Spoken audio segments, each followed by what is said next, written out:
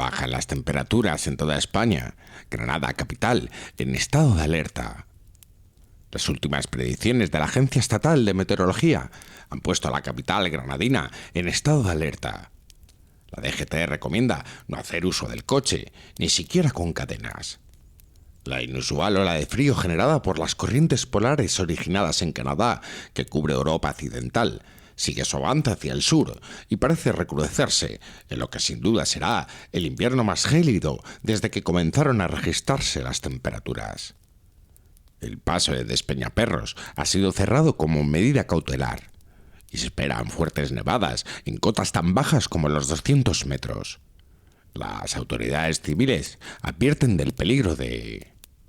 Todavía recuerdo aquel crudo invierno. Hacía tan solo un par de años que había llegado a Granada y la menor de mis hijas aún no había nacido. Los días de mi consulta privada aún quedaban lejos y mis colegas no dejaban de preguntarme y de preguntarse qué hacía alguien de mi historial profesional, graduado con honores en la prestigiosa Universidad de Oxford, codirector del Departamento de Neurofisiología del King Cole Hospital de Londres, trabajando en el Hospital Universitario de Granada. Por supuesto, mis motivos eran principalmente extraprofesionales y tenían mucho que ver con el hecho de mi antiguo profesor y después amigo del Balliol College, Issam Al-Halat.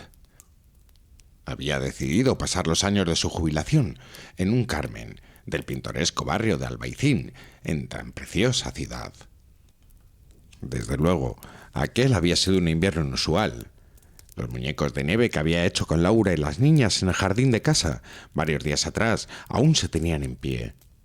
No era la primera vez que nevaba en Granada, ni sería la última.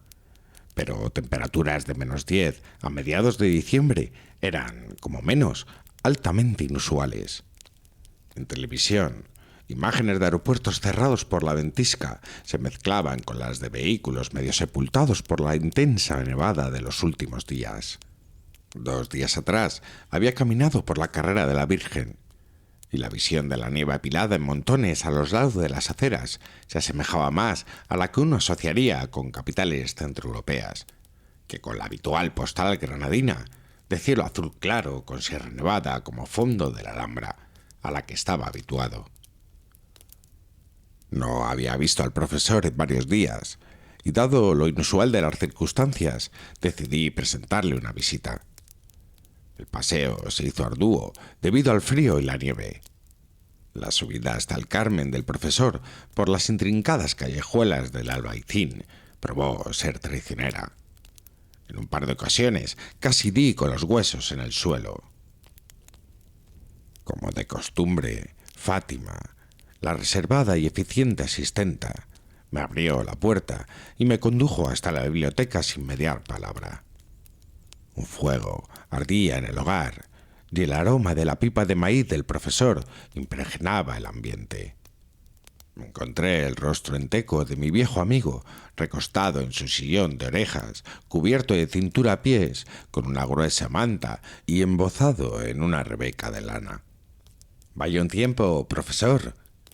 «Y que lo digas, Walter. Le tengo dicho a Fátima que tengo una tetera de chai lista cada 2 horas. ¿Te apetece una taza?» «Desde luego. Y una partida de ajedrez también». «Por supuesto. Pero no olvidemos las cosas que realmente importan. ¿Cómo está tu mujer y tus preciosas hijas?» «En parte como el tiempo.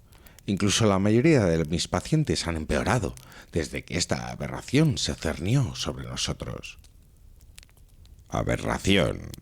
Una magnífica lección de palabra por tu parte». Con el té servido, nos sentamos junto a la chimenea, con el tablero dispuesto sobre una mesa de taracea. «No había visto un invierno así en mi vida, profesor». «Yo tampoco, Walter. Esperemos que pase pronto. Llevo varios días sin salir de casa y a mi edad me hace falta el ejercicio». «Si le hace falta cualquier cosa, pídamelo. Incluso si prefiere venirse estos días a casa con nosotros, no será ningún inconveniente».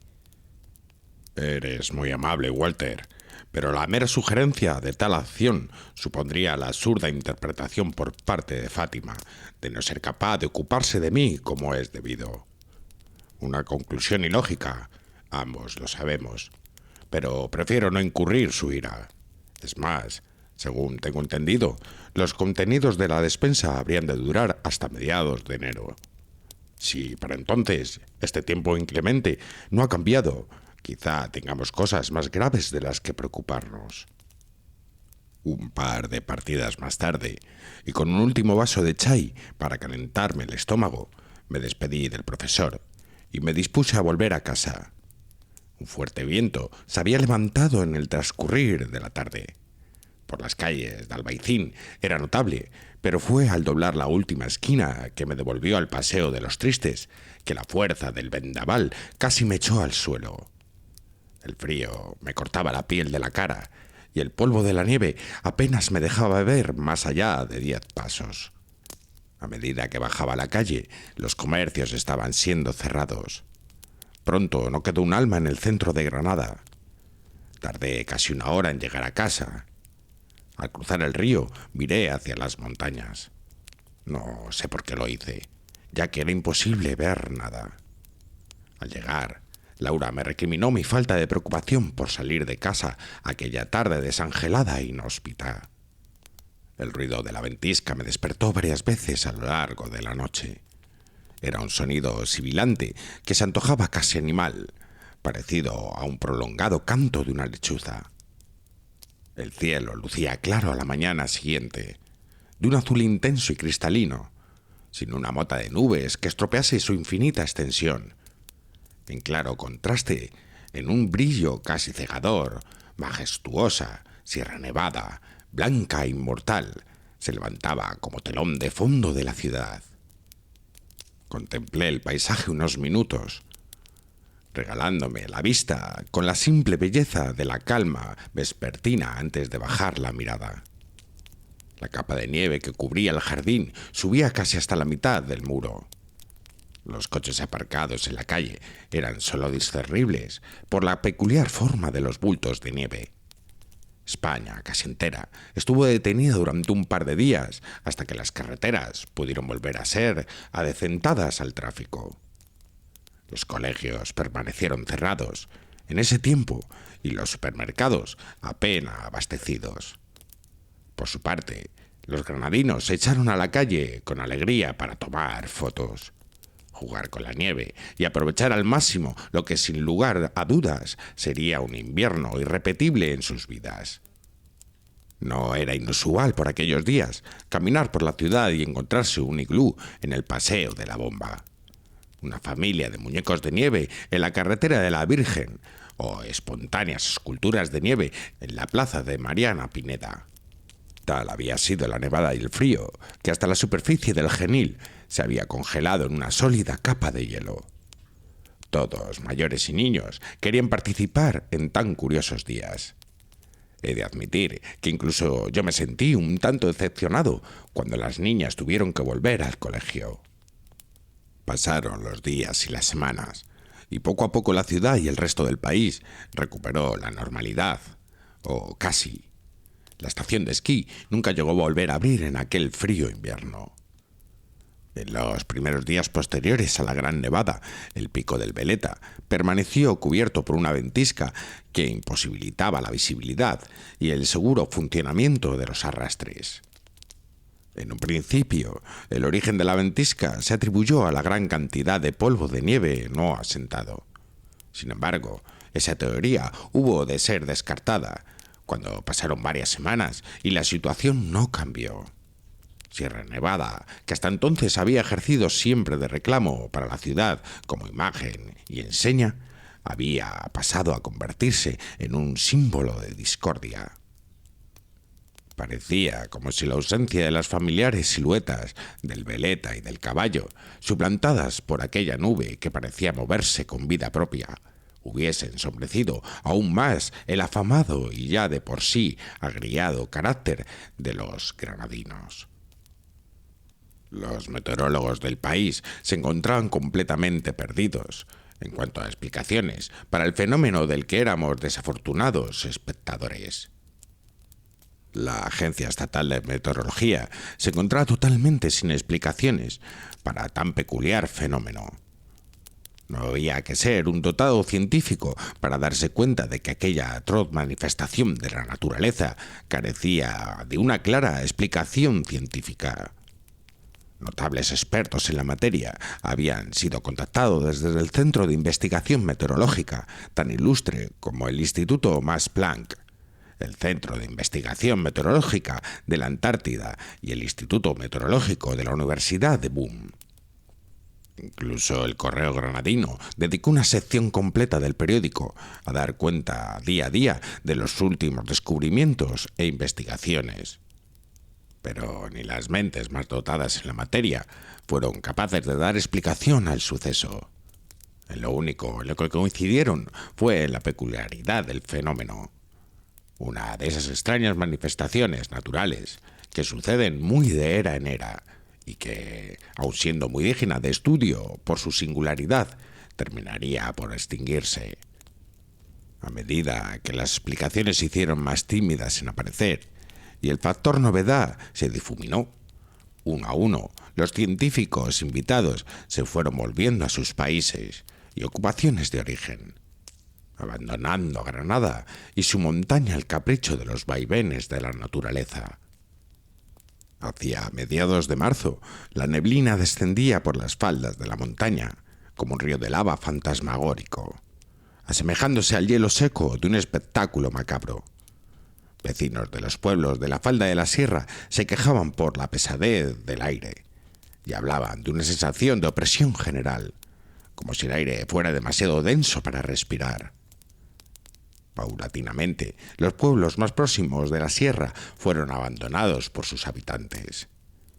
En cuestión de unos meses, las poblaciones de Guajar Sierra y la zona alta de Kentar se habían convertido literalmente en pueblos fantasma.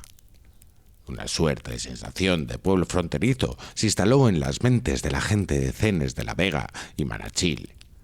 Sobre los tejados de las casas y las calles, la neblina se desvanecía lentamente en vaporosos tentáculos como las olas de un mar de pesadillas. Llegando el mes de mayo, la situación tomó un cariz mucho más aciago. Mientras que el resto de la provincia disfrutaba de un clima típicamente preestival. En la capital era como si alguien hubiese corrido un toldo de cañizo que impedía que la luz del sol iluminase de color las calles y rincones de la ciudad. Era una realidad grotesca. En las zonas más limítrofes, con el área de influencia de las montañas, se podía apreciar un cambio de color en el paisaje que bordeaba en lo absurdo. Era como si la montaña hubiese adquirido de por sí una presencia que se hacía notar y se extendía en todas las direcciones, desde su epicentro en el pico del Veleta. En las choperas de Santa Fe, este efecto se manifestaba de manera demencial. Una línea de chopos mostraba unos tonos grisáceos y mortecinos, mientras la siguiente lucía en tonos blancos, verdes y amarillos. Colores vivos. Vida y muerte separados por unos centímetros de luz. La gente comenzó a hacer peregrinaciones en esas zonas limítrofes, donde la penumbra de la bruma desaparecía de golpe. Todavía se pueden encontrar imágenes de aquellos oscuros días en los archivos del Correo Granadino y el reportaje de National Geographic que dedicó a Granada y Sierra Nevada. De toda aquella triste época, la historia que más regueros de tinta hizo correr fue la de la desafortunada expedición de León a Eizaga y las extrañas circunstancias que le siguieron. Eizaga se presentó en Granada desde San Sebastián a mediados de junio de aquel año. Su intención era ascender hasta la cumbre del Veleta, con el fin de llevar a cabo un reconocimiento sobre el terreno de los posibles orígenes y condiciones de aquel fenómeno desalentador que encapotaba el cielo y el humor de la ciudad. Acompañaba en Eizaga un meteorólogo apellidado Larrinoa, al que afectuosamente apodaban Larry. y otro alpinista y médico, amigo de Aizaga, de origen armenio, un tal Abishag Norayan. Los primeros días de su estancia los pasó Aizaga entrevistando a antiguos residentes de los pueblos abandonados, reconstruyendo la línea temporal de los acontecimientos y recopilando datos y registros de temperaturas y pluviometría. Abandonados por la comunidad internacional, los medios de comunicación locales se volcaron con Aizaga y su partida. Una cantidad considerable de minutos de radio y páginas de prensa escrita fueron dedicados a revelar al público los orígenes e intenciones de su adoptado Salvador. De Aizaga y Larrinoa se conocían sus pasados como alpinistas avezados y sus conquistas registradas de los 14 8000, del Himalaya y del Karakorum. Durante todo este tiempo, Naroyan se mantuvo en muy discreto segundo plano, probablemente motivado por su falta de dominio del español. Sin embargo, pronto comenzaron a surgir preguntas en torno a la figura del desconocido armenio. A pesar de gozar de total confianza de Aizaga y aseverar en repetidas ocasiones que se trataba de un avezado alpinista. Su nombre no aparecía en el registro de ninguno de los 8000 y poco se sabía de su historial médico, fuera de que había cursado sus estudios en la Universidad Armenia de Gezán de Beirut. En cuanto a sus prácticas profesionales, no existía ni rastro de ella. La expedición de Aizaga, Larrinoa y Naroyan partió entre Vítores desde el ayuntamiento con un todoterreno como escolta policial, a eso de las 7, de lo que en otras circunstancias hubiese sido una despejada y fresca mañana de junio, antes de que el calor cayese sin clemencia sobre Granada. Pero no fue así aquel día. Parecía como si la montaña intuyese la inminente intromisión de aquellos aventureros. La tormenta sobre el Veleta parecía enfurecida y la temperatura había descendido precipitablemente con respecto al día anterior. El termómetro de Gran Vía marcaba 5 grados. El plan de Aizaga era ascender por la carretera de la sierra, hasta allá donde la visibilidad les permitiese, abandonar el vehículo y proseguir el camino a pie. Portaban con ellos una radio de transmisión de 50 vatios, a través de la cual esperaban mantener contacto y dar partes de su avance en un campamento base establecido expresamente en las afueras de Cenes de la Vega. Aparte de eso, cada uno portaba un localizador GPS. El Correo Granadino mantenía en su página web información al momento del progreso de la expedición, y según el registro de entradas, alrededor de las 10:30 de la mañana, Aizaga, Larrinoa y Naroyan abandonaban el todoterreno en el cruce con la carretera del Purche, a una latitud de 1400 metros. Por delante les quedaban casi otros 1000 metros de ascenso hasta Prado Llano, donde tenían intención de descansar y hacer base en alguno de los hoteles de la estación. Las entradas, que aún pueden comprobarse en la página web del Correo Granadino, indican que los 3 exploradores lograron alcanzar la base de Prado Llano, entrada la noche, tras una ardua ascensión a pie. Según el mensaje enviado por Aizaga a través del teléfono móvil. Parece como si la montaña se hubiese alertado de nuestra presencia. La ventisca se hizo más y más dura a medida que nos acercábamos a nuestro primer objetivo en Prado Llano. Una nueva entrada del propio Aizaga unas horas más tarde atestiguaba el buen ánimo que imperaba en la expedición. Sopa caliente, deliciosa. Esperamos dormir unas horas y salir hacia Borreguiles mañana. A continuación, me limito a transcribir las entradas enviadas por Aizaga a lo largo de la mañana siguiente. 7:14. La ventisca se ha hecho más fuerte. Imposible salir, pero tenemos café caliente. 7:53. Imposible salir. Todo empaquetado y listo. Algo aburridos, pero mantenemos la esperanza. 9:12. Estruendo en el piso superior del hotel. Ventana reventada a causa de la ventisca. 11:27. Bloqueada la ventana con colchones. Temperatura en el hotel baja.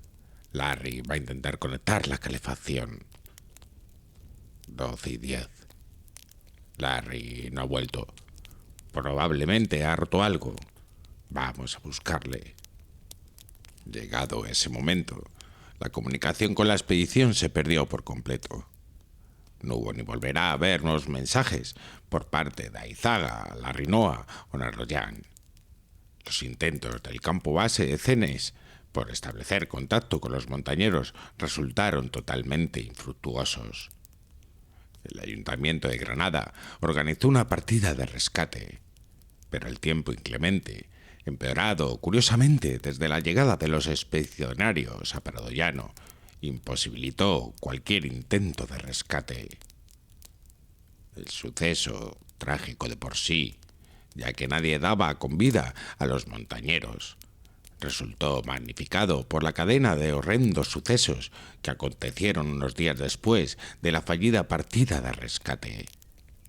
3 días más tarde, quién sabe cómo, el cuerpo horriblemente magullado de Aizaga era encontrado en el cauce del río Monachil, en la zona de los Cahorros, por unos excursionistas que se habían atrevido a desafiar el nebuloso y depresivo ambiente de la falda de la Sierra Nevada.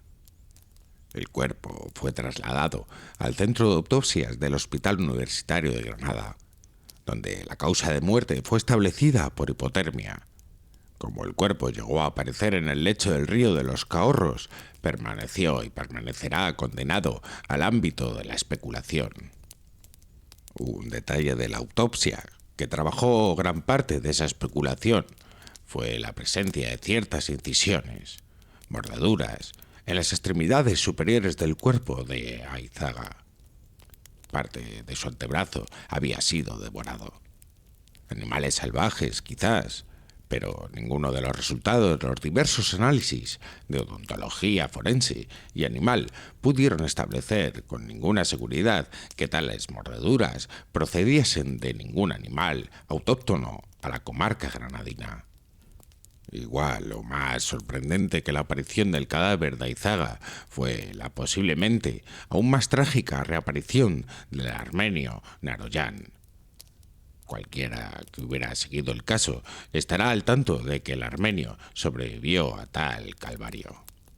Si bien nunca recuperó al completo sus facultades mentales.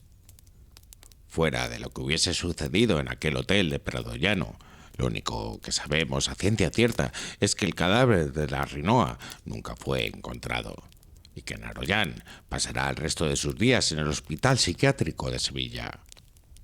Naroyan fue descubierto deambulando por la carretera de la Sierra, varios días después de la aparición del cuerpo de Aizaga.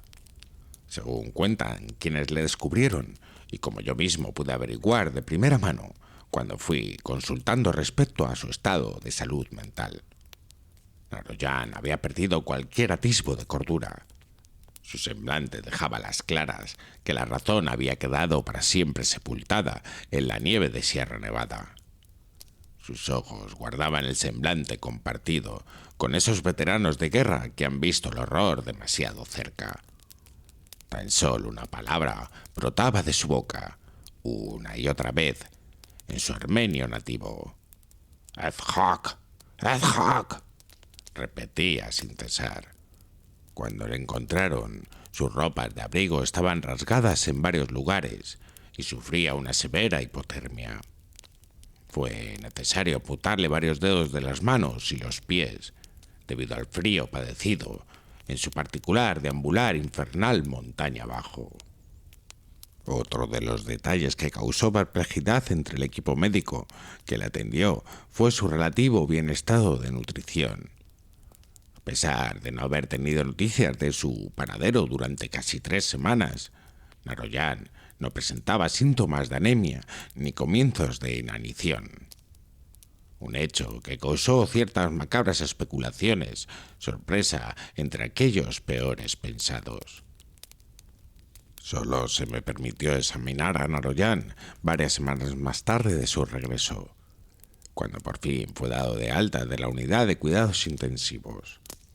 Para entonces su aspecto había cambiado, con el pelo y la barba algo más crecidos y sus ojos intensos pero incapaces de fijarse en ningún punto concreto.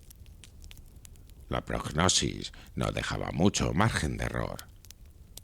Conduje el examen de una de las salas de reconocimiento del ala psiquiátrica del Hospital Universitario de Granada, con la ayuda de un intérprete contratado a tal efecto y la presencia de un enfermero de origen marroquí que se ocupaba de atender a las necesidades del paciente. Naroyan estaba sumido en un profundo estado de catatonia excitada. El balanceo continuo del cuerpo y su misutar de Dehak hacían la prescripción de benzodiazepina y la terapia de electroconvulsiva una conclusión predeterminada. Si bien, y gracias a los dioses, tal decisión no recaía enteramente en mi persona. La prensa se hizo eco del caso de Naroyan y del infierno que había pasado, pues exactamente eso es lo que significaban aquellas misteriosas palabras que no paraba de pronunciar. Infierno, infierno. Las especulaciones que giraron en torno al caso fueron múltiples y exageradas, preposteras en su mayoría, las cuales me niego a reproducir. Si bien es cierto que algunas de ellas no distaron mucho de la actual realidad de los acontecimientos que se precipitaron. Fue la noche del 12 de junio, la noche de la gran tormenta, cuando se hizo necesario trasladar a Naroyan de habitación durante su estancia en el hospital universitario. Quiso el destino que yo mismo me encontrase de guardia y que tuviese que reducir a Naroyan con la ayuda de varios enfermeros. Fue en el momento de estallar la tormenta cuando sus gritos comenzaron. Desde la ventana de su habitación, en el ala este del hospital, se podía ver parte de Sierra Nevada, o al menos se intuía que estaba Sierra Nevada, si aquella espesura lo permitiese. A través de la permanente nube que cubría la estación de esquí se apreciaba el reflujir amarillo y anaranjado de las descargas eléctricas de la tormenta. Naroyan gritaba con tanta fuerza que su voz viajó a través de la puerta cerrada de su habitación y el pasillo hasta el puesto de guardia. Gritaba tanto que pronto quedó afónico. A través del ventanuco de la puerta pude ver cómo Abishak Naroyan trataba, con mucho esfuerzo pero en balde, en levantar la gran camilla. Llamé a los enfermeros mientras buscaba las llaves que colgaban de mi cinturón. Cuando por fin conseguí abrir la puerta, Naroyan había arrastrado la camilla hacia la ventana. Con la ayuda de 2 enfermeros conseguí reducirlo y mantenerlo sujeto en la camilla a través de las correas. Pero esto no consiguió sino aumentar su frustración, que tan solo podía exteriorizar a través de los gritos desgarrados emitidos por su destrozada garganta. No fue hasta que ordené que lo sedasen, cuando cesaron las convulsiones que le recorrían el cuerpo, y un módico de calma se restauró en el pasillo del hospital. Todo lo que he contado sucedió en apenas unos minutos y los recuerdos son tan solo borrosos. Pero lo que nunca olvidaré fue la palabra de Naroyan, que gritaba sin cesar una y otra vez: «Dusará». Al día siguiente, casi a la caída de la noche, me encaminé por la calle de San Luis, en dirección al Carmen, donde residía el profesor. Lo encontré, como de costumbre, en el sofá de su biblioteca, donde el olor al libro viejo se mezclaba de forma agradable con el aroma a madera de pino quemada en la chimenea. «Walter», me saludó. «¿A qué debo el placer de tu visita?» «Ojalá el motivo fuese placentero, profesor. Como sabe, uno de mis pacientes es Abishak Naroyan, superviviente de la expedición de Aizaga. Una horrible tragedia. Nunca sabremos qué les sucedió a esos pobres desafortunados en la sierra. Lamentablemente no, profesor. Naroyan ha quedado reducido a un estado catatónico, del que veo difícil que llegue a recuperarse. ¿Quién sabe lo que ocurrió en aquel infierno que vivieron? ¿Infierno? ¿Acaso no era esa la palabra que no dejaba de repetir cuando fue encontrado? Así es, al menos hasta anoche. ¿Anoche? ¿Qué ocurrió anoche? Le relaté todo lo sucedido de la noche anterior, con cuidado de no perder ningún detalle. Cuando terminé, el profesor guardó unos instantes de silencio antes de hablar. Su semblante se había tornado serio. Dime, Walter, en el tiempo que estuviste con el desafortunado señor Naroyan, ¿dijo algo más? No, profesor. Esa era la única palabra que repetía. Volvió a guardar silencio. Sabes, Walter, creo que has dado con la clave para terminar con este clima endemoniado. ¿Cómo? Aún no lo sé, pero hemos de ponernos en marcha. No hay tiempo que perder. Por hoy has de irte antes de que se haga más tarde. He de consultar mis fuentes. ¿Qué fuentes, profesor? Todo a su debido tiempo. Vamos, vete. Tan enigmático como siempre, profesor. Es usted dulcemente exasperante. El profesor dejó escapar una risita bien intencionada. Ven a verme dentro de 2 días. Espero para entonces tener más respuestas para ti. 2 días más tarde fui a visitar al profesor según lo acordado. Nada más entrar en la biblioteca, me instó a no quitarme el abrigo. Vamos, dijo mientras se incorporaba. ¿A dónde, profesor? A consultar mis fuentes, sonrió. Mientras caminábamos por las desiertas calles del Albaicín, el profesor me puso al tanto de lo que sabía. Entre los gritos en apariencia incoherentes de Naroyan, la voz que yo había interpretado como Dussara se trataba en realidad de Dussara, una deidad que databa de las creencias preislámicas, conocida con el sobrenombre del Señor de la Montaña. ¿Acaso no pretenderá hacerme creer que, de algún modo, Dussara se ha instalado en la Sierra Nevada, profesor? De la existencia de un culto en Dussara nos queda constancia a través de un santuario en Petra y los escritos Hisham ibn al-Kalbi en el Kitab de Assam, el libro de los ídolos, dijo sin contestar a mi pregunta. La existencia de un culto no prueba la existencia de una deidad, profesor. Por supuesto, Walter. En la antigüedad, las deidades eran meras representaciones de fenómenos naturales. Por tanto, lo que estamos padeciendo no es más que un fenómeno natural, y Dussara no es más que un mito. Dime, Walter, ¿lo que estamos padeciendo te parece un fenómeno natural? La verdad es que no. Tardé en responder. Por eso se hace imprescindible consultar el Kitab al-Saham. ¿Y eso es lo que vamos a hacer ahora? No, eso ya lo he hecho. Según me hizo saber el profesor, existía una copia del libro en versión digital, facilitada de forma gratuita por la prestigiosa Universidad de Princeton, que él ya había leído sin sacar mucho de provecho. Esta versión digital provenía de la única copia física que existía del libro de los ídolos, encontrada y donada en subasta por un egiptólogo de nombre Aham Zaki Pasha. Sin embargo, a juicio del profesor, la copia encontrada por Pasha y por tanto la versión digital de la Universidad de Princeton estaba altamente editadas.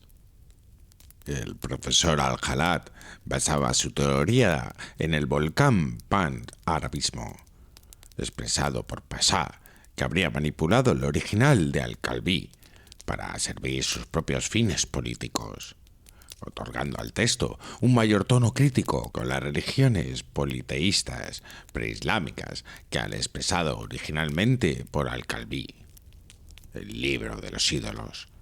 Tal como explicó el profesor, había resultado instrumental en el asentamiento del Islam al identificar el pecado del politeísmo con la idolatría de los árabes preislámicos. Afortunadamente para nosotros, tenía motivos para pensar que existía al menos otra copia del original. Al-Kalbi escribió el libro en pleno apogeo expansionista del imperio musulmán.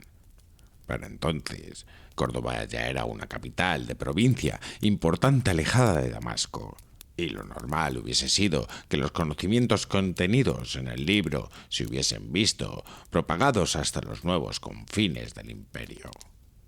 Mientras el profesor me hacía partícipe de todas estas revelaciones, encaminó nuestros pasos hacia la zona del Barranco de los Naranjos, en el barrio del Sacramonte. En condiciones normales, desde donde nos encontrábamos, se nos tendría que ofrecer impresionantes vistas de Sierra Nevada y la Alhambra iluminada. Pero aquella noche apenas alcanzábamos a ver al otro lado del barranco, debido a la espesa niebla que ocultaba la luz de la luna y las estrellas. Incluso las luces de la ciudad y de la catedral resultaban indistinguibles. Nuestros pasos eran timoratos y cuidadosos sobre el empedrado y los irregulares escalones del barranco. Finalmente, el profesor se detuvo ante una cueva pintada de blanco y gris, apenas discernible de cualquier otra de aquellas pintorescas moradas tan características del barrio, y golpeó la puerta con una mano. Una mujer mayor de cara arrugada y tez cobriza, gitana sin lugar a dudas, nos abrió. «La chistarachis», dijo la anciana. ¿Qué es a ostrevisto?, preguntó el profesor. «Misto, barabustri garapatis», contestó la gitana antes de hacernos pasar. El interior de la cueva resultaba bastante acogedor. Al igual que en la casa del profesor, un fuego ardía en la chimenea de la sala que hacía las veces de salón. Las llamas proyectaban danzarinas sombras sobre las paredes. Los ojos de la gitana brillaban como carbones al rojo y su tez cobriza parecía arder como una llama interior propia. El profesor y la anciana intercambiaron algunas palabras más en aquel idioma extraño, mientras yo hacía de convidado de piedra. Al cabo de un rato, la gitana acercó su taburete al fuego y se sentó de cara a la chimenea. La única expresión que puedo encontrar para explicar lo que sucedió durante los minutos siguientes, por extraño que parezca, es decir que la gitana habló con el fuego. Como digo, no encuentro otra forma de describir la serie de chasquidos de la lengua y silbidos emitidos por la gitana. A los de las llamas de la chimenea parecían responder aumentando o decreciendo su intensidad. Al principio, los sonidos de la anciana eran bruscos. A pesar de sus ojos cerrados, su semblante parecía agresivo. De igual manera, las llamas ardían con mayor intensidad que cuando entramos, a pesar de que nadie había azuzado el fuego o añadido nueva leña.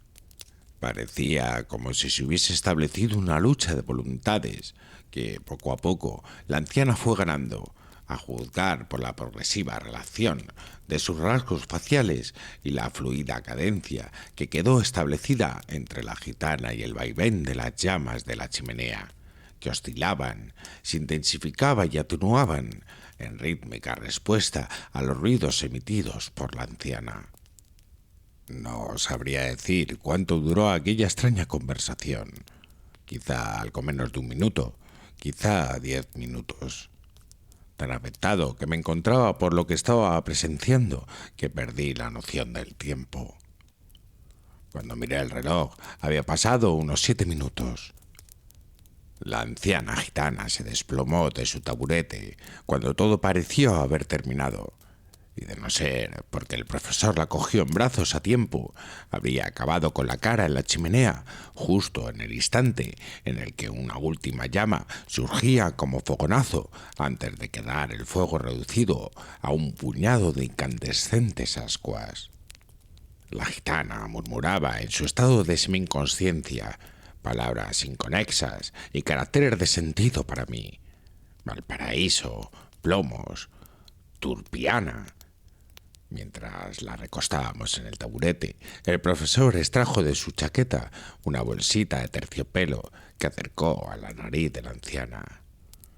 Incluso desde mi posición, algo apartada, pude percibir el pungente y ocre olor procedente de la bolsita. Era un aroma harto desagradable, pero pareció hacer volver en sí a la gitana. La interacción con el fuego debió de haberla dejado extenuada física y mentalmente, pues pronto quedó dormida. Tras asegurarse de que dormía profundamente, el profesor dejó un sobre en la mesa de madera y me indicó que nuestra visita allí se podía dar por concluida. En el camino de vuelta a casa, el profesor Al-Halat me aclaró el significado de las palabras de la anciana.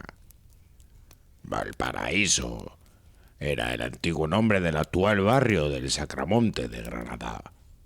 A buen seguro, la Ferminibi se refería a los plomos del Sacramonte. Unos libros apócrifos, escritos por móricos, con versos, a fin de justificar y preservar su herencia cultural. ¿Y qué quiere decir Turpiana? Se refiere a la Torre Turpiana, el alminar de la antigua mezquita de Granada, cuando fue demolida por los reyes cristianos tras la Reconquista.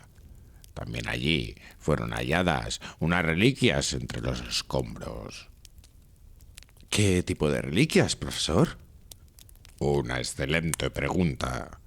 Al igual que los libros plumbeos de Valparaíso, las supuestas reliquias encontradas no resultaron ser más que fabricaciones.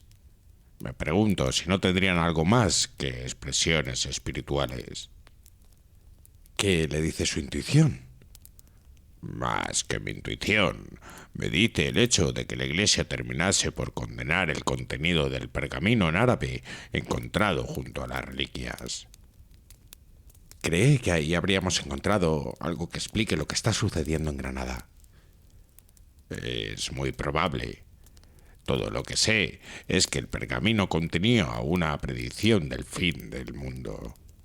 Teóricamente, según San Juan, ¿te atreverías a adivinar en qué forma se manifestaría tan catastrófica predicción?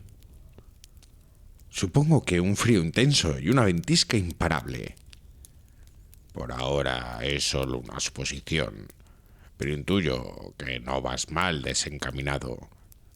Casi me atrevería a afirmar que los contenidos de ese pergamino son los contenidos que el egiptólogo Pasha eliminó de la copia que encontró de Kitab al-Shahan.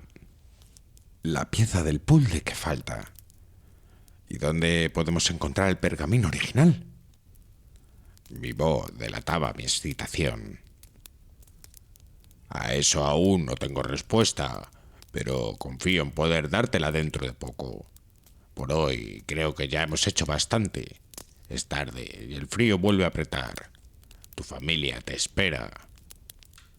¿Qué piensa hacer, profesor? Unas cuantas llamadas, pero tendrán que esperar a mañana. Por cortesía, no por falta de ganas. Anticipándose a mi interpelación, el profesor concluyó nuestra conversación. Te aseguro que en cuanto sepa algo me pondré en contacto contigo. Buenas noches, Walter. Me despedí del profesor y me apresuré en volver a casa a cobijarme del frío, con la cabeza llena de exóticos nombres y conclusiones fantásticas, incomprensibles, acerca de los hechos que había presenciado aquella noche. Tardé un par de días en obtener noticias del profesor y sus investigaciones. Entretanto, mis atribuciones en el hospital me tuvieron ocupado, aunque es justo decir que mi mente estaba mucho más centrada en elucubraciones quiméricas que en los cuidados que poco bien le podían hacer al desafortunado Naroyan. Al cabo, recibí una llamada del profesor. Me invitaba a reunirme con él esa misma tarde en su casa a las 7. Cuando llegué, ni siquiera me dejó entrar. Me esperaba ya en la puerta, fuertemente abrigado, y de inmediato nos pusimos de camino hacia la abadía del Sacramonte. El camino se hizo difícil debido al frío y a la oscuridad que nos acompañó en todo el trayecto. Una figura se nos acercó cuando nos aproximamos al monumento. Era el guarda jurado. ¿Tiene el dinero?, preguntó en cuanto llegamos a su altura. Por supuesto, contestó el profesor con su amable sonrisa a la vez que tendía un sobre. El guarda examinó el contenido del mismo y aparentemente satisfecho nos hizo entrar en la abadía. Tiene usted 1 hora. 1 hora, repitió el profesor. Si el guarda se ofendió por el tono chacotero del profesor, no lo dejó aparentar. Se quedó en una sala junto a la puerta de entrada, pegado a una estufa de butano, mientras Al-Jarat y yo recorrimos los pasillos de la abadía, precediendo al fuerte eco de nuestros pasos hacia la zona del museo. Una vez allí, el profesor dio la luz y se acercó directamente a un exhibidor que contenía varios libros antiguos y unas planchas de plomo circulares de unos 10 centímetros de diámetro, cubiertas de inscripciones en árabe, así como de cruces, estrellas de David y otros extraños símbolos esotéricos que desconocía. «He aquí nuestro primer problema», dijo el profesor tras un largo silencio. ¿De qué se trata? El contenido de los plomos no es más que un evangelio según el apóstol Santiago, el Cebedeo. Fuera de eso, no hay ninguna referencia de Userá o el Kitab al-Asam, como no cabría de esperar de otra manera de un texto así. ¿Entonces? Debe de haber algo que no estamos percibiendo. ¿Qué hacen todos esos signos y estrellas de David a lo largo del texto? Una buena pregunta, Walter. Yo también lo he notado. Fíjese en esa de ahí, profesor. Parece como un camino que termina en 3 estrellas de David, como si fuera un mapa. Como si fuera un mapa, repitió el profesor bajo su aliento. Eso es. Los libros plumbeos son un mapa codificado. Has dado en el clavo, Walter. 3 lugares que se unen en un camino. 3 lugares. Suponemos que Valparaíso y la Torre Turpiana eran 2 de ellos. Tan solo nos queda averiguar el tercero. ¿Y cuál puede ser tal sitio, profesor? Un lugar que no haya sido demolido. De lo contrario, cabría esperar que se hubiesen encontrado más reliquias. Debe de ser un lugar intacto. Los cristianos encontraron las reliquias en la Torre Turpiana, cuando echaron abajo la antigua mezquita para construir la catedral. Queda todavía en Granada, en pie, un edificio de la época azirí, construido al mismo tiempo que la antigua mezquita, Al-Jama y la Torre Turpiana. Supongo que ahí será donde debamos encaminar nuestros pasos. ¿De qué edificio se trata, profesor? De la Alhóndiga Nueva, el Corral del Carbón. Pero no podemos ir hacia allá hoy. Se ha hecho tarde. Además, quiero copiar estos símbolos, dijo el profesor, a la vez que extraía de su abrigo un libro con tapas de cuero y páginas en blanco. Dame algo de tiempo con el guarda de seguridad. Ofrécele más dinero si es necesario. Hice tal y como el profesor me ordenó. Le di conversación al guarda de seguridad hasta que, casi media hora más tarde, apareció el profesor Al-Halat. Nos despedimos del guarda y tras asegurarme de que el profesor estaba de vuelta en casa, volví cansado, frío y cargado de dudas a la mía propia. Al día siguiente, una noticia ocupaba gran parte de la página web del Correo Granadino. El Correo Granadino. Acto de salvajismo en el Corral del Carbón. Esta mañana, trabajadores de la Delegación Provincial de Cultura de la Junta de Andalucía encontraron la entrada principal del Corral del Carbón forzada de forma violenta por personas cuya autoría aún no se ha establecido. Numerosos daños fueron identificados junto al pilar de piedra en el centro del patio. Si bien no parece que los vándalos intentaran acceder al edificio, los empleados de la delegación no han identificado ningún robo y las autoridades trabajan con la hipótesis de que se trate de un acto de vandalismo sin repercusiones mayores. No me cabía la menor duda de que el profesor Al-Halat estaba detrás de aquel presunto acto de vandalismo, pero no me atrevía a telefonearle desde el hospital por miedo a que alguien escuchase la conversación. Llamé al profesor cuando por fin llegué a casa, pero no me quiso decir nada más, mascullando algo acerca de proteger mi reputación profesional. En un tono serio, pero a la vez suave, me aseguró que había dado con la forma de terminar con la ventisca que se cernía sobre el veleta. Había pasado toda la noche estudiando los símbolos esotéricos de los libros plumbeos y, en efecto, había encontrado un pergamino escrito en árabe antiguo en el Corral del Carbón, tal y como habíamos supuesto. Aunque le quedaba trabajo por hacer, pero me instó a alquilar un todoterreno y estar preparado con ropa de mucho abrigo para unas visitas a Sierra Nevada. El sábado por la mañana, tal y como acordamos, lo recogí en un Ranger Rover, al que le había colocado cadenas, y comencé a conducir hacia la estación de esquí. Íbamos en silencio. Mis intentos de entablar conversación con el profesor probaron a ser fútiles. Parecía concentrado como nunca antes le había visto.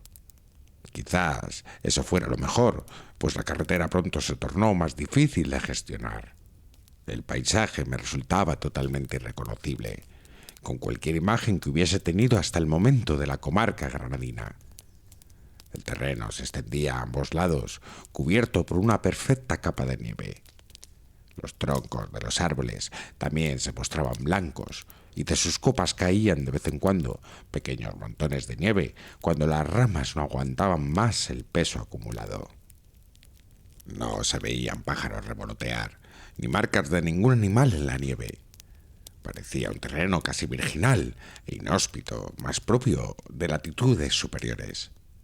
Perdido en mis percepciones del paisaje, tardé en darme cuenta de que el profesor parecía rezar en el asiento del copiloto, lo cual me extrañó sobremanera, ya que a pesar de conocer al profesor durante la mayor parte de mi vida, nunca le había adivinado ningún sentimiento religioso. En un momento de la carretera en el que ésta carecía de curvas, eché un rápido vistazo a sus manos. Parecía sujetar algún tipo de anillo, aunque no lo identifiqué como un rosario ni como un tasbit. El profesor estaba tan absorto que no quise preguntarle nada al respecto. Llegado el punto en el que a la derecha queda el desvío a El Purche, encontramos un vehículo abandonado, que sin lugar a dudas debía de tratarse del empleado por la funesta expedición de Ayzaga.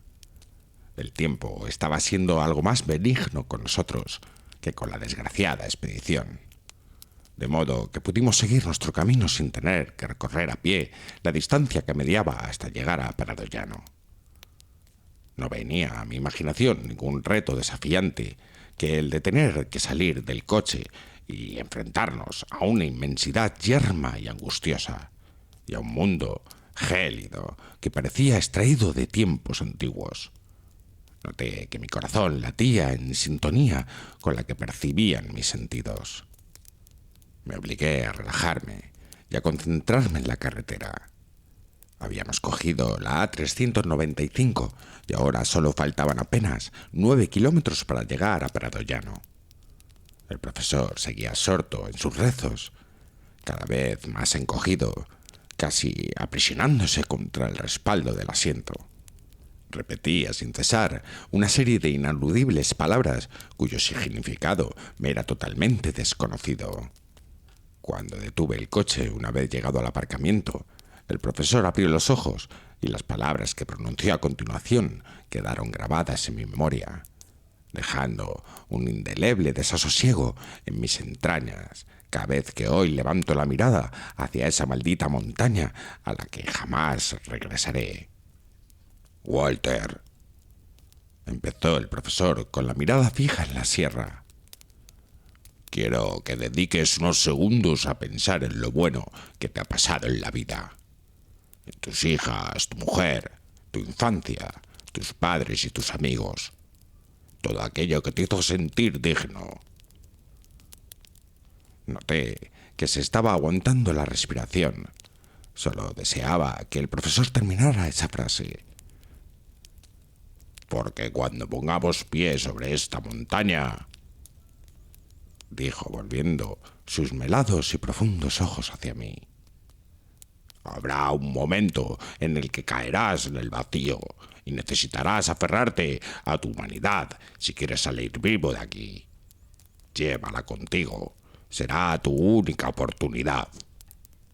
Al bajar del coche, no fue el imperante frío antártico lo que más profundamente caló en mi interior, ni el aire helado que levantaba nubes de nieve, sino aquel cielo alto y ennegrecido.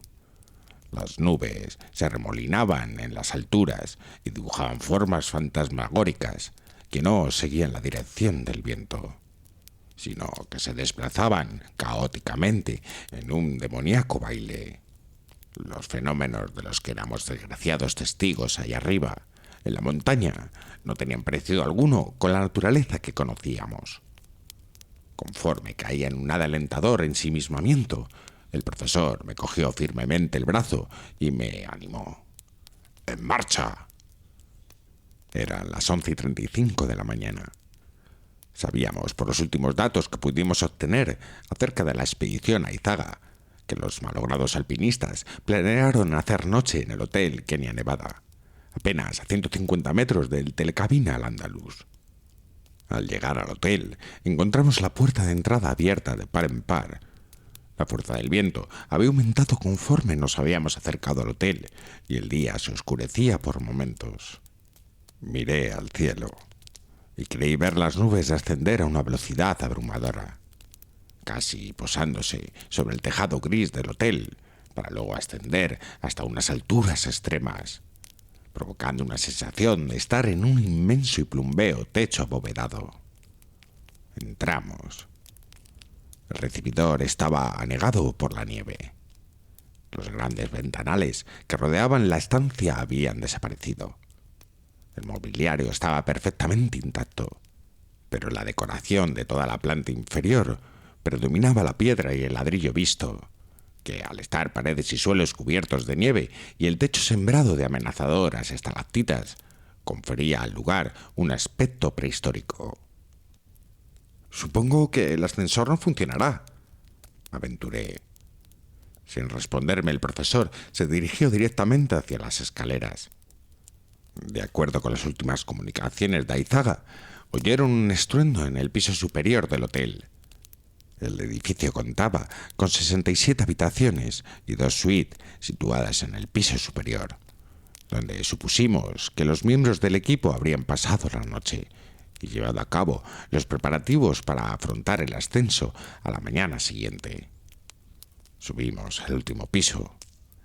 El pasillo que conducía a la habitación estaba en silencio.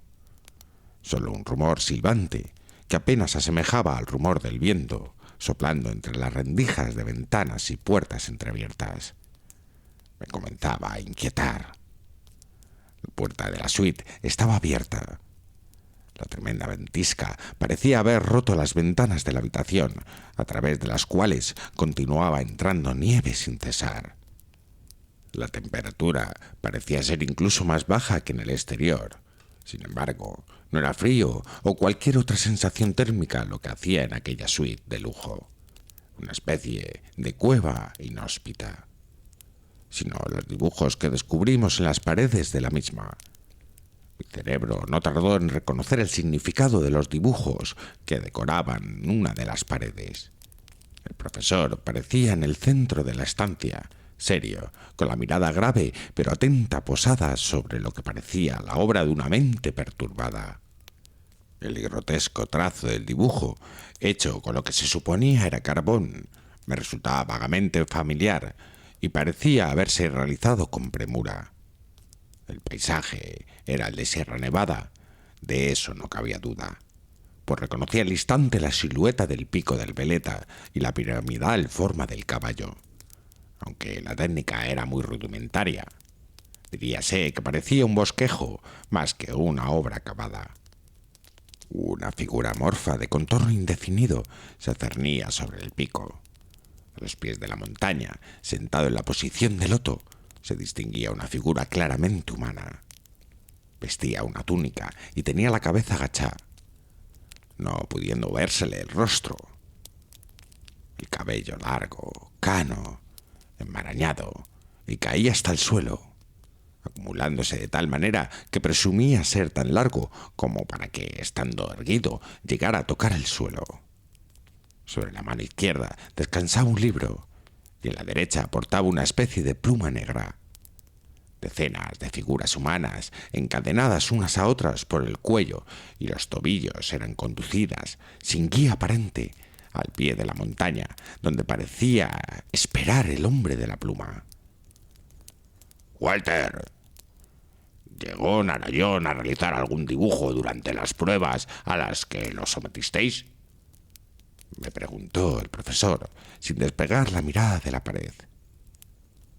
Le hicimos escribir las palabras que no paraba de gritar, porque nos eran incomprensibles. ¿Guardas alguna de esas notas? Sí, aunque está prohibido llevarse los documentos originales de las pruebas realizadas a los pacientes. Tuve tiempo de hacer copias yo mismo. Metí la mano en la mochila y saqué el cuaderno de notas. Se lo ofrecí al profesor, que comenzó a hojearlo, deteniéndose en una de las páginas donde podía leer «Dahak, du Sara», repetidas veces y en varios tamaños. «Estas palabras han sido escritas de puño y letra de Narayón». «En efecto», respondí, malinterpretando su afirmación por una pregunta. ¿Ves alguna familiaridad entre lo que hay escrito aquí y lo que tienes encima de tu cabeza?», dijo el profesor, con la vista aún sobre el cuaderno, pero apuntando con su dedo índice hacia el techo. «¡Dios mío!», exclamé. Las palabras «Dohok» y «Tussará» habían sido escritas infinidad de veces en el techo, tantas que la primera impresión que proporcionaba al inadvertido observador era la de un techo de color negro. Reconocí la mano del autor. «Narayón». «Profesor, ¿qué demonios significa todo esto?», pregunté con la voz medio quebrada, intentando ahogar ese más que evidente atisbo de angustia que estaba invadiendo todo mi cuerpo. «Cálmate, Walter», me espetó. «Déjame explicarte qué significan esos nombres». El profesor se volvió hacia la pared del siniestro dibujo de Narayón y posó la mirada sobre la perturbadora sombra alada que reposaba amenazante sobre el pico del veleta. «He pasado la noche investigando acerca de esa deidad prearábiga llamada Dusará y otras relacionadas con ella. Dusará era el señor de la montaña, como ya sabes, glorificado por los nabateos en Petra y Madain Saleh, en el antiguo Oriente Medio. Los antiguos armenios lo adoraban. Más adelante en el tiempo, Dusará fue identificado por los griegos como Zeus. Profesor, ¿quiénes son todas esas personas que se dirigen encadenadas hacia el pie de la montaña? Esas personas, querido Walter, probablemente seamos nosotros. Conforme el profesor Aljalá terminó de pronunciar esas palabras, a pesar del tono apaciguador que las acompañaban, me quedé sin aliento. Se volvió hacia mí y me instó a acercarme al dibujo, tanto que casi no había una carta de distancia entre mi nariz y la pared. Dime, Walter, ¿puedes ver este trazo a los pies de la montaña? Sí, pero diría que se trata solo de una roca o una piedra. Poco más. No encontraba nada en esa parte del dibujo que tuviera sentido especial alguno. ¿Qué me dices de su forma? ¿No te resultaría difícil encontrar una roca de semejante silueta en la montaña? El profesor, como siempre, no se impacientaba ante mi absoluta carencia de razonamiento abstracto. Supongo que tiene cierta forma cúbica, sugerí sin mucha convicción. Muy bien, cúbica, exactamente. ¿Sabías que los antiguos nabateos adoraban a Dusará frente a una gran piedra de forma cúbica con 2 ojos en el templo de Petra? En la cara del profesor volví a ver esa típica expresión de alegría contenida que todo científico manifiesta antes de dar con la solución del enigma que le ha robado horas y horas de sueño. Es el Dahak, el lugar del sacrificio, donde todos estos desgraciados serán juzgados. Nuestro próximo destino. Al pronunciar estas últimas palabras, un sonido agudo y repetitivo nos alertó. Guardamos silencio, tratando de identificar de dónde venía. El incesante viento que golpeaba la fachada del hotel nos obligaba a agudizar aún más el oído. Era un bip que provenía de algún aparato electrónico. Recorrí la habitación hasta dar con él debajo de una cajonera. Allí estaba, en el suelo, junto a un termo de café, uno de los GPS del equipo de Aizaga. El profesor y yo examinamos la información que mostraba la pantalla del localizador. El GPS marcaba 2 puntos circulares en el mapa. Uno de ellos estaba situado en la propia ciudad de Granada. En su interior se podía leer la letra N, Naroyan. El GPS indicaba que N se encontraba en la avenida del Doctor Oloriz, el hospital universitario.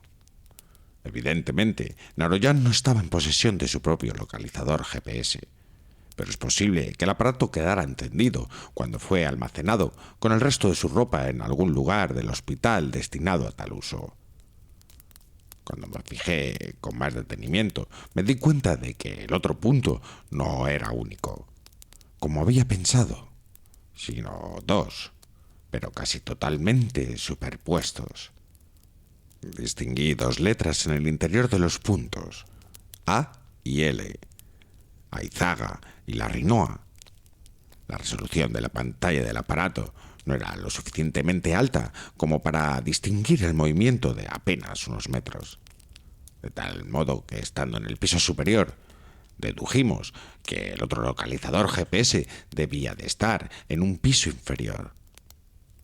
Con la congoja de no saber lo que nos íbamos a encontrar, bajamos las escaleras y comenzamos a comprobar las habitaciones que se encontraban inmediatamente debajo de la suite del equipo Aizaga.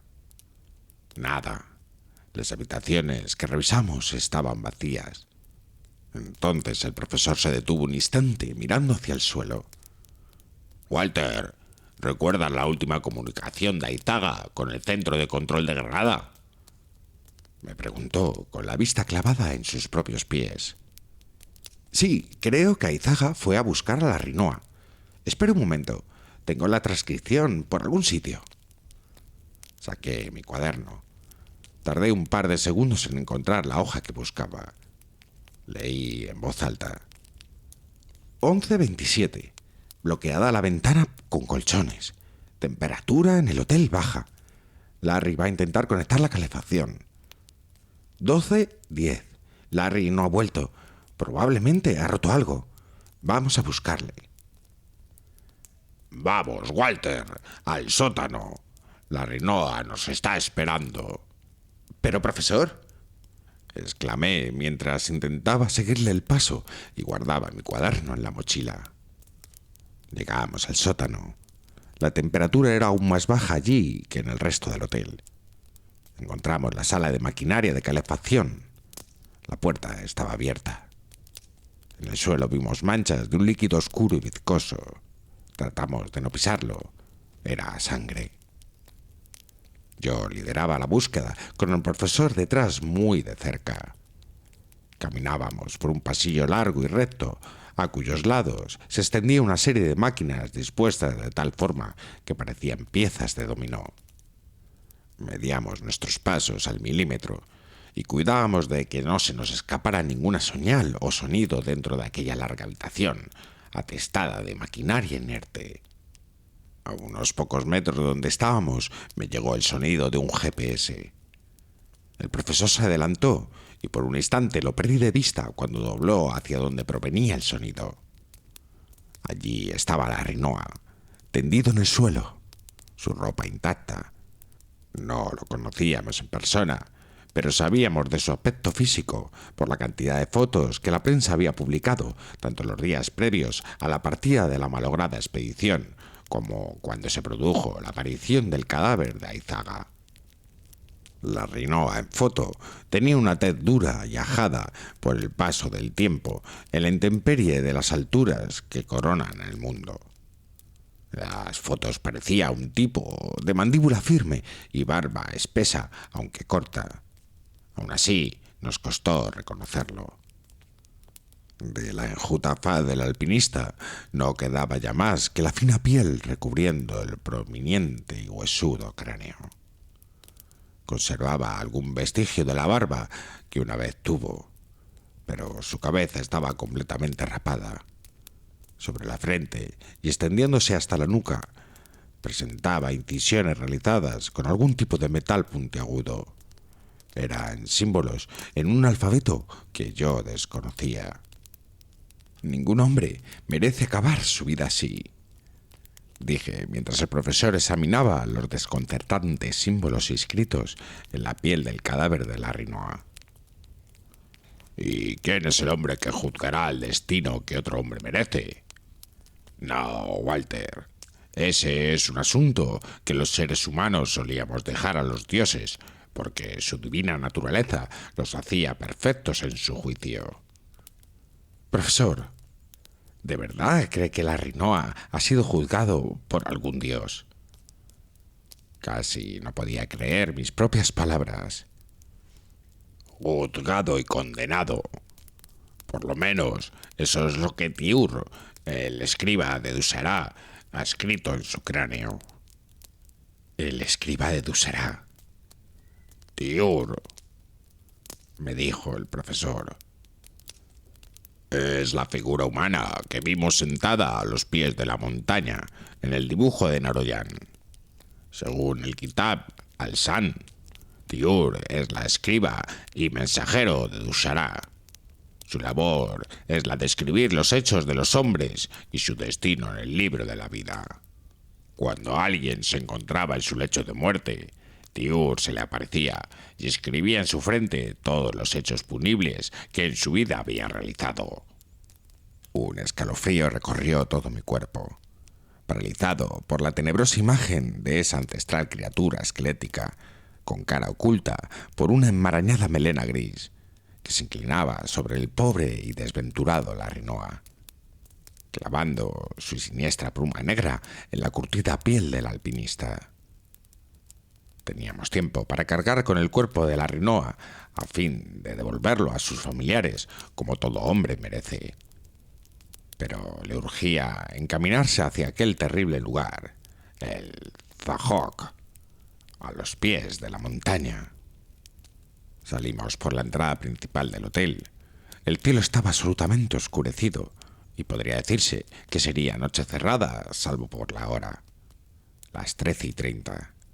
Y por la indescriptible y mortecina luz blanca que bañaba todo hasta allí donde alcanzaba la vista, a pesar de no haber ni sol ni luna que dieran razón de su existencia. El viento dejó de soplar por completo. La montaña parecía haberse percatado de nuestra presencia.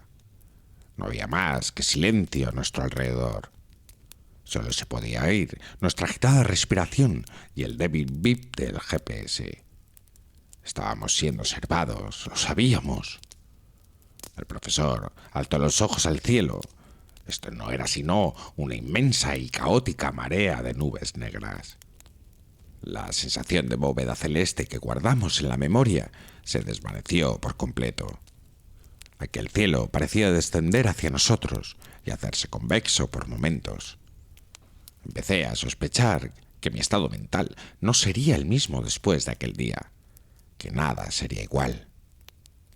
Al-Jalad se volvió hacia mí tras dirigir una desafiante mirada a ese aterrador techo que nos cubría y cuyo aspecto mis sentidos se negaban a aceptar. De su mochila, el profesor extrajo un rollo de papel. Era un pergamino. «Walter, este es el pergamino en árabe antiguo que encontré en el corral del carbón. En él está la fórmula para expulsar a Dusará de la montaña», dijo, y su voz grave se hundió en medio de aquel silencio inhumano. Un instante después oímos un ruido gutural que venía montaña abajo como estruendo en avalancha.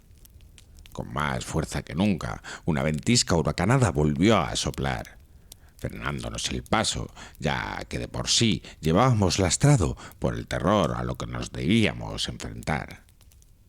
La nieve bajo nuestros pies bien podía alcanzar 1 metro de altura.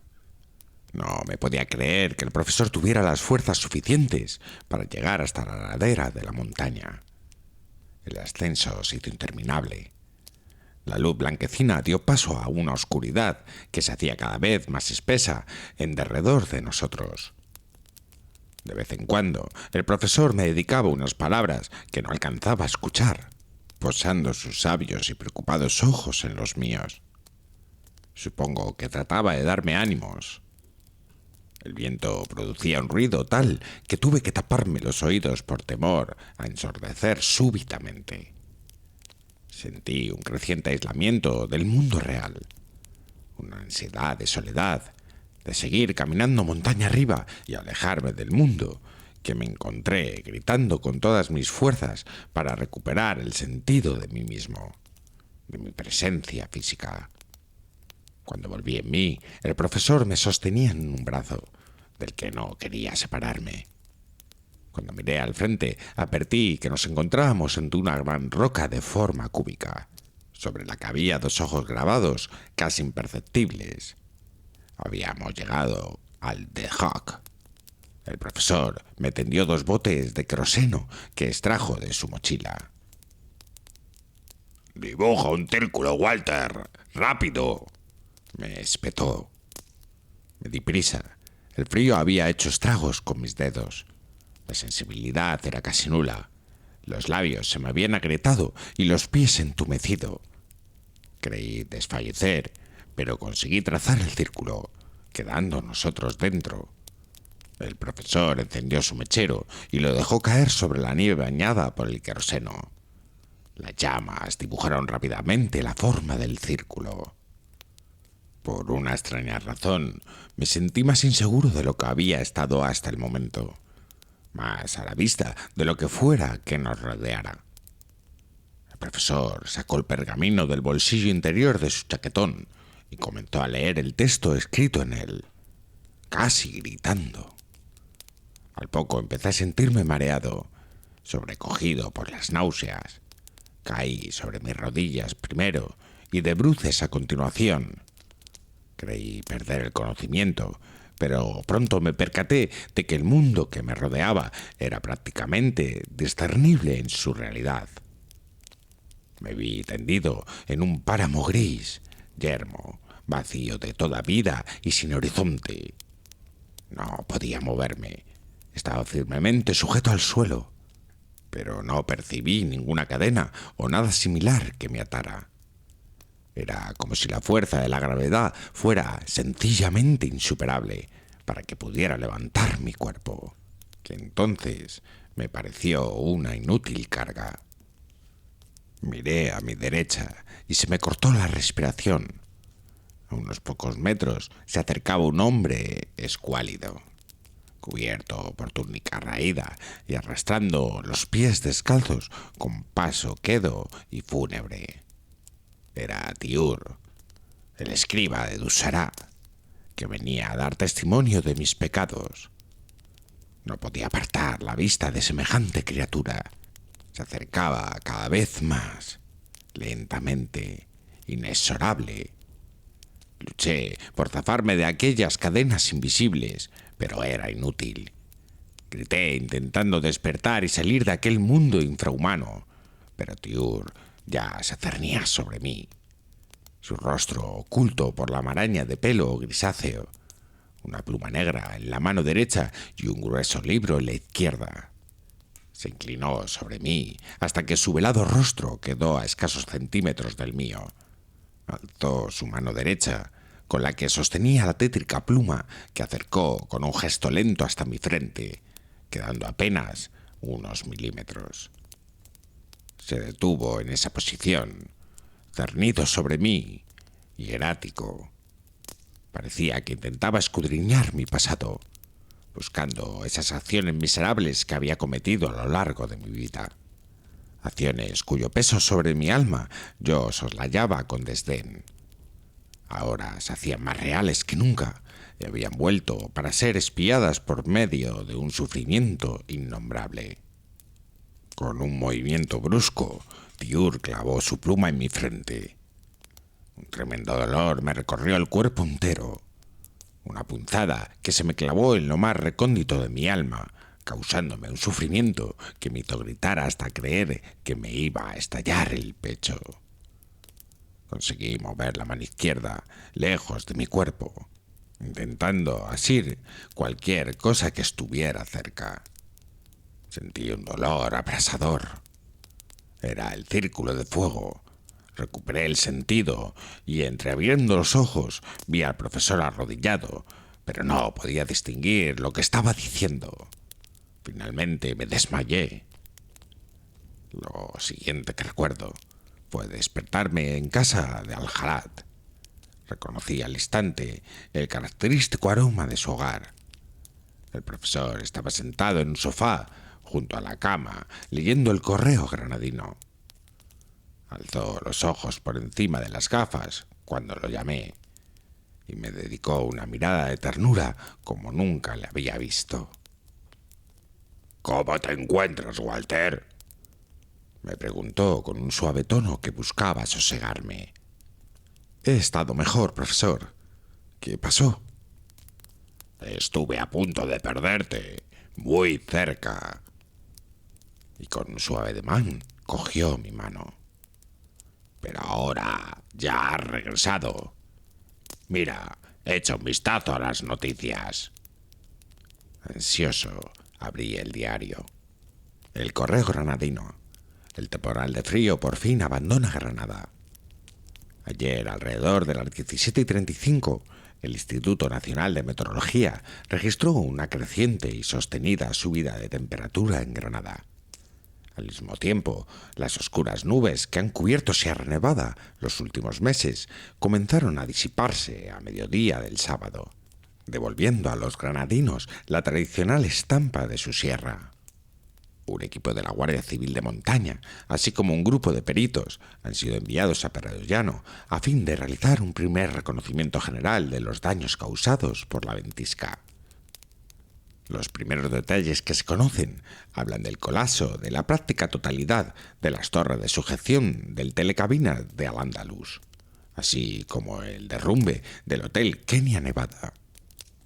Ambos hechos permanecen por el momento sin explicación, pues no se ha detectado en la zona movimiento sísmico alguno de magnitud suficiente como para derribar ambas estructuras. Se prevé que la actividad comercial del complejo de Pradellano aún tardará varios meses en reanudarse. Por otro lado, no se ha encontrado rastro del tercer miembro de la expedición a Izaga, el meteorólogo Larry Noah, y a pesar de que su búsqueda continuará varios días más, se albergan pocas esperanzas de encontrarlo con vida. Voy a prepararte algo de comer, Walter.